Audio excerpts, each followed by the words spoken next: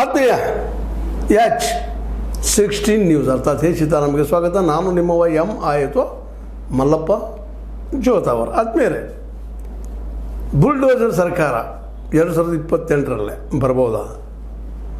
ಯಾಕಂದರೆ ಇದನ್ನು ಮೇಲಿಂದ ಮೇಲೆ ನಮ್ಮ ವಿಶೇಷವಾಗಿ ಯತ್ನಾಳ್ ನಿಮಗೆ ಗೊತ್ತದ, ಅವ್ರಿಗಂತ ನಮ್ಮ ಯೋಗಿ ಆದಿತ್ಯನಾಥವ್ರ ಆದರ್ಶ. ನಾವು ಇಲ್ಲೇ ಯಾಕೆ ತರಬಾರ್ದು, ನಮ್ಮ ಸರ್ಕಾರ ಬರಬಾರ್ದು. ಅವ್ರಿಗೆ ಬಿ ಜೆ ಪಿಯಲ್ಲಿಲ್ಲ, ಆದರೂ ಒಂದು ಏನೋ ಆಶೆ ಇದಾವ್ರಿಗೆ, ನಮ್ಮ ಬಿ ಜೆ ಪಿಯಲ್ಲಿ ತೆಗೆದುಕೊಳ್ತಾರೆ ಹಾಗೆ ಹೀಗೆ ಏನು ತಿರಬೇಕಿಲ್ಲ ಅಂತಲ್ಲ, ತೊಗೊಂಡು ತೊಗೋಬೋದು. ಯಾಕಂದರೆ ಕಟ್ಟರ್ ಹಿಂದುತ್ವವಾದಿ ಅವರು ಅನ್ನೋದನ್ನು ಮೇಲೆ ಅದನ್ನು ಸ್ಪಷ್ಟಪಡಿಸ್ತಾ ಇರ್ತಾರೆ.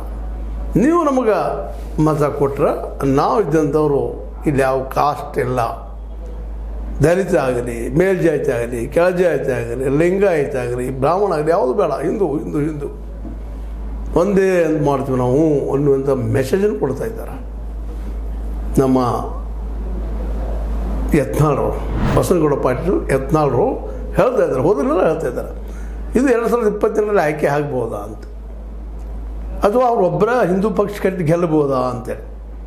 ಇವೆರಡು ಪ್ರಶ್ನೆಗಳನ್ನ ಮೇಲಿನಲ್ಲಿ ಯಾಕೆ ಕೇಳ್ತಾ ಇದ್ದೀವಪ್ಪ ಅಂತಂದ್ರೆ, ನಮ್ಮ ಕರ್ನಾಟಕದ ಜನ ವಿಶೇಷವಾಗಿ ಬುದ್ಧಿವಂತರು, ತಿಳುವಳಿಕೆ ಉಳ್ಳಂಥವ್ರು ಅಂತೇಳಿ ಭಾಳ ಜನ ಮಾತಾಡ್ಕೋತಾ ಇರ್ತಾರೆ. ಮತ್ತು ಮೇಲಾಗೆ ಜಾತಿ ವ್ಯವಸ್ಥೆ ಕಂಪ್ಲೀಟಾಗಿ ಹೋಗ್ತಾ ಇದ್ರೆ ಅಡ್ಡಿಯಿಲ್ಲ.